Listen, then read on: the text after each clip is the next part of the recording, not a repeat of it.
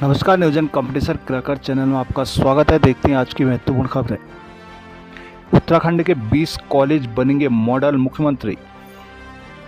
कोलकाता, दरिंदगी का विरोध कर रहे छात्रों को पुलिस का लाठीचार्ज।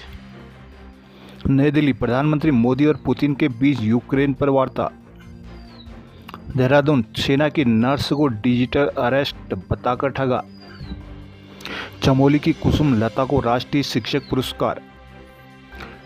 उत्तराखंड में 20 कॉलेजों को मॉडल बनाया जाएगा। मुख्यमंत्री पुष्कर धामी ने मंगलवार को सीएम आवास में आयोजित नियुक्ति पत्र आवंटन कार्यक्रम में यह घोषणा की। उन्होंने कहा कि राज्य सरकार ने विश्वविद्यालयों और डिग्री कॉलेजों में आधारभूत ढांचा मजबूत करने का निर्णय लिया है। सीएम धामी ने कहा कि उच्च शिक्षा मानवीय संसाधनों को तराशने का आधार है। युवा कर्णधारों को सही दिशा देने में उच्च शिक्षा की महत्वपूर्ण भूमिका होती है। सरकार युवाओं को उद्यमिता स्टार्टअप को लेकर लगातार प्रोत्साहित कर रही है। उन्होंने कहा कि प्रदेश के राजकीय महाविद्यालयों और विश्वविद्यालयों में आधारभूत संरचनाओं के निर्माण, तकनीकी के विस्तार के क्षेत्रों में कार्य किए जा रहे हैं।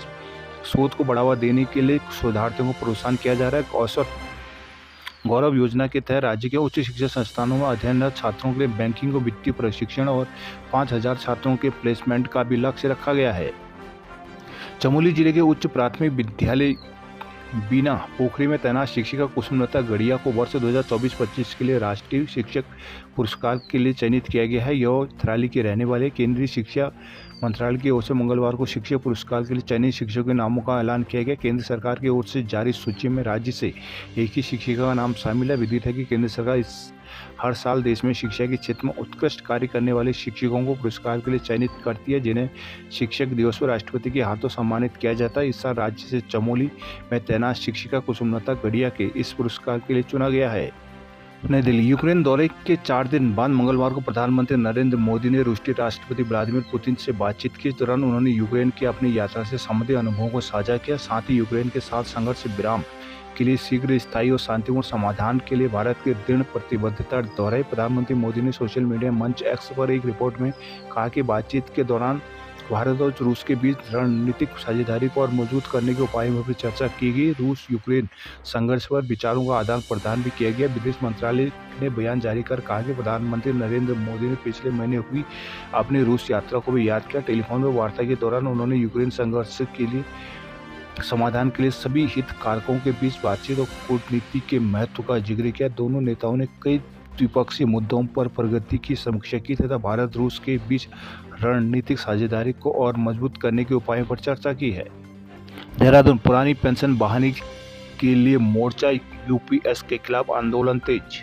देहरादून, पुरानी पेंशन बहाली और केंद्र की नई यूनिफाइड पेंशन स्कीम यूपीएस के खिलाफ उत्तराखंड में कर्मचारियों ने विरोध शुरू कर दिया। राष्ट्रीय पुरानी पेंशन बहाली मोर्चा के बैनर तले मंगलवार को प्रदेश भर में कर्मचारियों ने काली पट्टी बांधकर विरोध जताया। आंदोलन के तहत 30 अगस्त तक कर्मचारी काली पट्टी बांधकर काम करेंगे। इसके बाद आंदोलन के दूसरे चरण शुरू होगा। मोर्चे के प्रदेश महामंत्री सीताराम पोखरियाल ने कहा कि केंद्र ने इस कर्मचारी को यूपीएस का झुंझुना पकड़ा दिया। प्रदेश प्रभारी विक्रम सिंह रावत ने कहा कि जब विधायक सांसद विधायकों को पुरानी पेंशन का लाभ मिल रहा है तो कर्मचारियों पर क्यों यूपीएस को थोपा जा रहा है। कहा कि यूनिफाइड पेंशन स्कीम में एनपीएस से भी ज़्यादा खामियां हैं। यूपीएस में कर्मचारी के 10% अंशदान की राशि का कोई भी लेखा जोखा नहीं है। इसकी वापसी की कोई गारंटी भी नहीं है। उन्होंने कहा कि इस बार आंदोलन में कर्मचारियों के साथ परिजनों और समाज के सभी वर्गों को जोड़ा जाएगा। उन्होंने कहा कि पूरी तरह पुरानी पेंशन बहाली होने तक आंदोलन जारी रहेगा। विरोध जताने वालों में विक्रम सिंह रावत, केदार सिंह, उर्मिला गोसाई, महावीर तोमर, वासुदेव मोहन आदि शामिल रहे। देहरादून, कोऑपरेटिव बैंक के सुस्त कर्मचारी किए जाएंगे रिटायर। कोऑपरेटिव बैंकों में सही काम न करने वाले बीमार ब्रांच मैनेजरों कर्मचारियों को अनिवार्य सेवानिवृत्ति दी जाएगी। सचिव सहकारिता दिलीप जावलकर ने मंगलवार को राज्य सहकारी बैंक कैंप कार्यालय में कोऑपरेटिव बैंकों की समीक्षा बैठक में खराब प्रदर्शन करने वाले ब्रांच मैनेजर और अन्य कर्मचारियों की जिम्मेदारी तय किए जाने के निर्देश दिए हैं। कहा कि जो कर्मचारी अपने स्वास्थ्य समस्याओं के कारण अच्छा प्रदर्शन नहीं कर पा रहे उन्हें अनिवार्य रूप से सेवानिवृत्ति दी जाएगी। सहकारिता सचिव ने सभी डिस्ट्रिक्ट कोऑपरेटिव बैंक में मोबाइल बैंकिंग और नेट बैंकिंग जैसी आधुनिक सेवाओं को जल्द से जल्द प्रदान करने में निर्देश दिए हैं ताकि ग्राहकों को बेहतर सुविधाएं मिल सके। बैंक में बढ़ रही एनपीए की समस्या पर खास ध्यान देते हुए एनपीए वसूली में कर्मचारियों की जवाबदेही सुनिश्चित करने पर जोर दिया।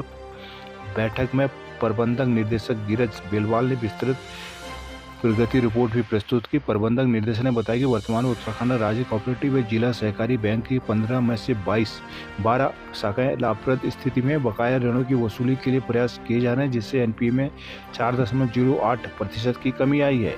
नैनीताल रोडवेज के लिए आरक्षित 25 निजी बसों के लिए खोलने पर कोर्ट की मोहर। देहरादून 14 नए पावर सब स्टेशनों को मंजूरी। कांग्रेस फिर शुरू करेगी केदारनाथ रक्षा यात्रा। देहरादून में प्रधानाचार्य की सीधी भर्ती के विरोध में उतरे विधायक। केदारनाथ पैदल यात्रा फिर शुरू। यमुनोत्री मार्ग पर फंसे ट्रॉले को 2 दिन में हटाने के निर्देश। पुरुला के मखना गांव में भूस्खलन का खतरा बढ़ा। जोशीमठ आईटीबीपी में हेली निर्माण से चौड़ी सड़क टूटी। जोशीमठ में ग्रामीण प्रशासन को दिया गया 3 दिन का समय। कर्णप्रयाग पोखरी सड़क 5 दिन से बंद। रुद्रप्रयाग बीते 31 जुलाई को केदारनाथ पैदल मार्ग में आया आपदा के बाद पहली बार करीब 300 यात्रियों का दल केदारनाथ रवाना हुआ है। प्रशासन के निर्देशों में पुलिस ने सोनप्रयाग और गौरीकुंड में उक्त यात्रियों को केदारनाथ जाने की अनुमति दी है। हालांकि अभी पैदल मार्ग पर कुछ दिक्कतें जरूर हैं, लेकिन यात्रियों के आग्रह पर ही प्रशासन ने इन्हें केदारनाथ भेजा है। मंगलवार को सोनप्रयाग और गौरीकुंड से करीब 300 यात्री केदारनाथ के लिए रवाना हुए। आपदा के बाद प्रशासन द्वारा 16 अगस्त को ट्रायल के रूप में यात्रियों का एक दल केदारनाथ भेजा था, जबकि इसके बाद यात्रियों की सुरक्षा को देखते हुए आवाजाही बंद कर दी गई थी। हालांकि जब भी घोड़े खच्चर जाने शुरू हुए तब से पैदल मार्ग आवाजाही के लिए तैयार हो रहा है। मंगलवार को प्रशासन के निर्देश में पुलिस ने सोनप्रयाग और गौरीकुंड से करीब 300 यात्री केदारनाथ भेजे हैं। बम बोले के जयकारों के साथ यात्रियों का दल केदारनाथ को रवाना हुआ है। कोटद्वार रिखणीखाल में गुलदार से खौफ में लोग सड़कों पर। लंचडाउन विधानसभा क्षेत्र के रिखणीखाल, दीबियार खाल सहित सीमावर्ती क्षेत्रों में गुलदार का आतंक को देखते हुए ग्रामीणों के आह्वान में मंगलवार को बाजार बंद रखा गया।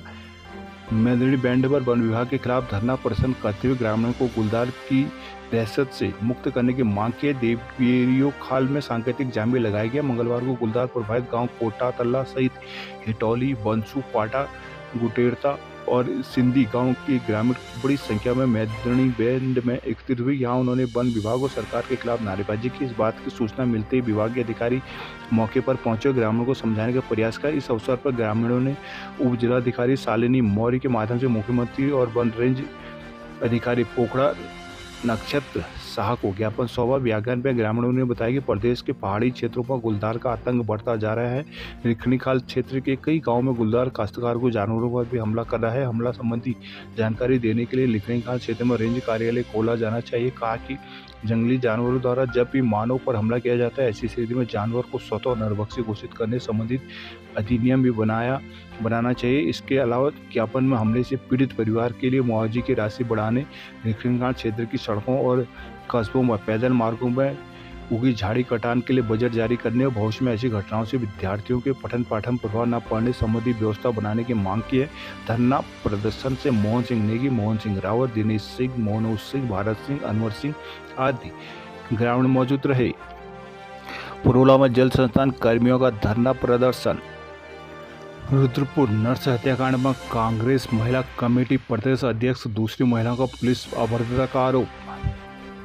रुद्रपुर नर्स हत्याकांड की सीबीआई जांच प्रदेश में बढ़ रहे महिला अपराध और उत्पीड़न के मुद्दे को लेकर उत्तराखंड प्रदेश महिला कांग्रेस कमेटी के पदाधिकारियों ने मंगलवार को एसएसपी कार्यालय के बाहर प्रदर्शन किया। एसएसपी कार्यालय में जाकर उनसे मिलने की मांग पर अड़ी महिला कांग्रेसियों की पुलिस में तीखी नोकझोंक और झड़प हुई। प्रदर्शनकारियों ने बैरिकेडिंग धकेल कर अंदर जाने की कोशिश की। पुलिस ने मशक्कत व प्रदर्शनकारी को रोका। इस दौरान कई महिला कांग्रेस पदाधिकारियों कार्यकर्ता चोटिल हो गए। 3 घंटे बाद 10 महिलाओं का प्रतिनिधिमंडल एसएसपी मंजुनाथ टीसी से मिला। नर्स हत्याकांड की सीबीआई जांच महिलाओं की सुरक्षा के लिए विशेष उपाय करने की मांग को लेकर एसएसपी को ज्ञापन सौंपा। महिला कांग्रेस कमेटी अध्यक्ष ज्योति रौतेला, वरिष्ठ उपाध्यक्ष मीना शर्मा के नेतृत्व में प्रदेश की महिला नैनीताल रोड पर पहुंची। उन्होंने पुलिस के खिलाफ नारेबाजी कर एसएसपी कार्यालय को कूच किया, जहां पुलिस ने बैरिकेडिंग कर सुरक्षा के इंतजाम किए, जिसे देखकर महिला कांग्रेस कार्यकर्ता भड़क गई। बैरिकेडिंग धकेल कर अंदर जाने की कोशिश करने लगी। पुलिस के रोकने में प्रदर्शन को पहुंची महिलाएं सड़क पर बैठकर प्रदर्शन करने लगी। महिलाओं का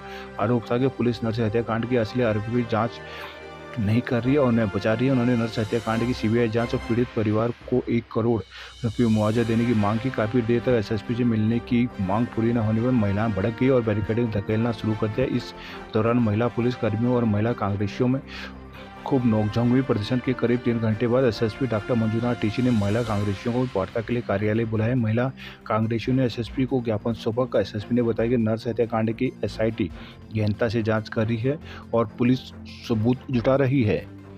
बाजपुर सांसद कंगना रावत के बयान पर किसान संगठनों में गुस्सा।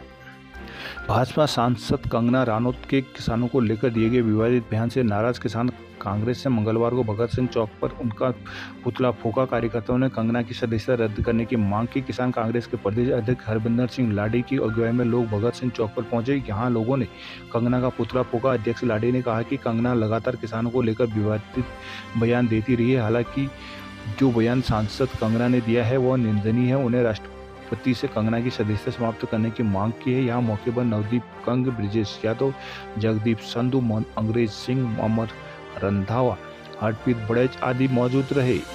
सल्ट में पनियानी का पानी पुलिस चेक पोस्ट तक पहुंचा। बैली ब्रिज हुआ बाधित।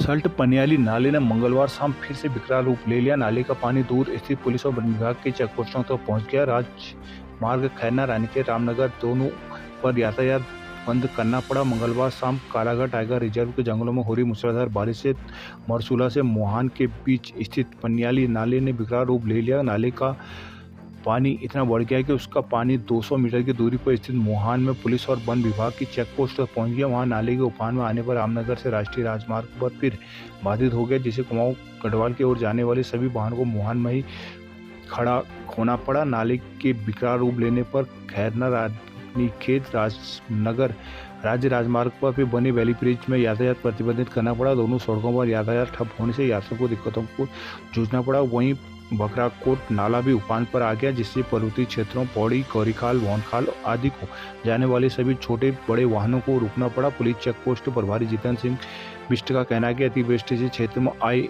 दिन ऐसी दिक्कतें सामने आती रहती हैं। बागेश्वर में 8 सूत्री मांगों पर आंगनबाड़ी कार्यकर्ता हुई मुखर। बागेश्वर में 8 सूत्री मांगों को लेकर एक बार फिर आंगनबाड़ी कार्यकर्ता मुखर हो गए हैं। अपने मांगों के समर्थन में उन्होंने जिला मुख्यालय में प्रदर्शन किया। सभा के बाद डीएम के माध्यम से सीएम को ज्ञापन सौंपा। चेतावनी दी कि यदि जल्द उनके मांगों को अमली जामा नहीं पहना गया तो ये आंदोलन का बिगुल फूंक देंगे। आंगनबाड़ी कार्यकर्ता मंगलवार को कलेक्ट्रेट में पहुंचे। यहाँ नारेबाजी के साथ प्रदर्शन किया। यहाँ हुई सभा में वक्ताओं ने कहा कि वो मानदेय बढ़ाने की मांग को लेकर लंबे समय से आंदोलित है, लेकिन सरकार उनकी सुनने के बजाय अपेक्षा कर रही है। उन्होंने न्यूनतम मानदेय 18,000 करने, सेवानिवृत्ति पर 10 लाख रुपये देने, सहायिकाओं को पदोन्नति देने, सेवानिवृत्ति की उम्र 60 के बजाय 62, मोबाइल फोन उपलब्ध कराने, फोन खर्च 200 के बजाय 400 रुपये करने, यात्रा भत्ता और ढुलान खर्च को भुगतान 6 महीने के भीतर करने, निजी भवन के बजाय अपने भवन में केंद्र खोलने की मांग की। उन्होंने कहा कि वह अपनी मांगों को मनवाकर ही दम लेंगे। इस आशय का एक ज्ञापन डीएम के माध्यम से सीएम को भेजा। इस मौके में जिलाध्यक्ष भगवती देवी आदि मौजूद रही। पिथौरागढ़ में ठुल खेल, जोड़ा और चांचरी की धूमधाम। पिथौरागढ़ के 7वां-8वां महोत्सव में लोग पूरी तरह लोक रंग में नजर आए। मंगलवार को तीसरे दिन में महिला पुरुषों के साथ ही स्कूली बच्चों ने शानदार परिस्थितियों के माध्यम से समा बांधा। महोत्सव में देर शाम तक ठुल खेल, जोड़ा चांचरी की खूब धूम रही। नगर के रामलीला में आयोजित 7वां-8वां महोत्सव में बड़ी संख्या में लोगों की भीड़ जुटी रही। यहाँ वक्ताओं ने महोत्सव की सराहना करते हुए कहा कि लोग भारतारित महोत्सव में हमें अपनी संस्कृति से जोड़े रखते हैं, साथ ही भावी पीढ़ी को भी अपनी संस्कृति को समझने का अवसर मिलता है। बाद में महिलाओं ने ठुल खेल, जोड़ा चांचरी तथा गीतों और न्योलियों के जरिए गौरा महेश्वर के जीवन और लीलाओं का बखान किया। माँ गौरा व भगवान मद महेश्वर के विवाह के प्रसंग की भी जानकारी दी। Sor valley public school, GGIC Encholi, Gyandeep Kanya high school बजेटी आदि विद्यालयों के बीच प्रतियोगिताओं पर हुई। संचालन के दीवान सिंह बलदेव और जनार्दन उप्रेती ने किया। मुंशियारी में शिक्षकों के लिए सड़क पर उतरी छात्राएं। हल्द्वानी हल्दूचोड़ विवाद में छात्र नेताओं को समर्थन में उतरा प्रधान संगठन। हल्दूचोड़ क्षेत्र में सोमवार रात छात्र नेताओं और स्थानीय पुलिस के बीच हुआ विवाद तूल पकड़ता जा रहा है। मामले में अब छात्र नेताओं को समर्थन में ग्राम प्रधान संगठन भी उतर है। प्रधान संगठन के अध्यक्ष और छात्र नेताओं ने मंगलवार को हल्द्वानी में एसपी सिटी से मुलाकात कर हल्दूचोड़ पुलिस चौकी प्रधान पर सख्त कार्रवाई करने की मांग की। एसपी सिटी ने इन लोगों का आश्वासन दिया कि 4 दिन में मामले की जाँच कर आवश्यक कार्रवाई की जाएगी। मंगलवार को प्रधान संगठन के अध्यक्ष रुक्मणी नेगी। बड़ी संख्या में छात्र नेता यहां कोतवाली के बहुउद्देशीय भवन पहुंचे। यहां उन्होंने एसपी सिटी प्रकाश चंद्र से मिलकर सोमवार देर रात की घटना में नाराजगी व्यक्त की। प्रधान संगठन की अध्यक्ष रुक्मणी नेगी ने एसपी सिटी को बताया कि चौकी प्रभारी व साथी पुलिसकर्मियों के इस व्यवहार से क्षेत्र के लोगों में पुलिस के प्रति नाराजगी है। सभी ने चौकी प्रभारी पर कार्रवाई करते हुए तत्काल उनके निलंबन की मांग की। एसपी सिटी ने हल्दूचौड़ चौकी प्रभारी से फोन पर बात की। इसके बाद उन्होंने मामले की जांच के लिए 4 दिन का समय मांगा। एसपी सिटी ने आश्वासन दिया कि जांच में जो भी तथ्य सामने आए उनके आधार पर आवश्यक कार्रवाई की जाएगी। नैनीताल में पालिका के नए टैक्स रेट का विरोध। नैनीताल करोड़ों के जुर्माना माफी मामले में सचिव खनन हाईकोर्ट में तलब। नैनीताल के पूर्व जिलाधिकारी द्वारा अपने कार्यकाल के दौरान विभिन्न स्टोन क्रशरों पर अवैध खनन और भंडारण को लेकर लगाए गए करीब 50 करोड़ से अधिक जुर्माने को माफ करने के खिलाफ दायर जनहित याचिका पर मंगलवार को हाईकोर्ट में सुनवाई हुई है। मुख्य न्यायाधीश न्यायमूर्ति ऋतु बारी और न्यायमूर्ति राकेश थपलियाल की खंडपीठ ने उत्तराखंड के खनन सचिव से मंगलवार 3 सितंबर को जांच रिपोर्ट के साथ पेश होने को कहा है। हल्द्वानी के चोरगलिया निवासी सामाजिक कार्यकर्ता भुवन पोखरिया ने इस संबंध में जनहित याचिका दायर की है। याचिका में कहा गया है कि 2016-17 में नैनीताल के तत्कालीन डीएम ने कई स्टोन क्रशरों का अवैध खनन एवं भंडारण का जुर्माना माफ कर दिया। केवल उन्हीं क्रशरों का जुर्माना माफ किया है जिन पर जुर्माना करोड़ों रुपए में था। उनकी शिकायत मुख्य सचिव खनन सचिव से की गई तो कोई कार्रवाई नहीं हुई। शासन भी इस संबंध में लिखित जवाब उन्हें आज तक नहीं मिला है। उन्होंने आरटीआई के तहत पूछा कि डीएम को किस नियमावली के तहत अवैध खनन एवं भंडारण पर लगे जुर्मानों को माफ करने का अधिकार प्राप्त है। औद्योगिक विकास विभाग उत्तराखंड के लोक सूचना अधिकारी ने जवाब में कहा कि लोक प्राधिकार के तहत यह नियम है। याचिकाकर्ता ने जनहित याचिका में कहा कि जब लोक प्राधिकार में उक्त नियम है ही नहीं तो डीएम ने कैसे स्टोन क्रशरों का करोड़ों रुपये का जुर्माना माफ कर दिया।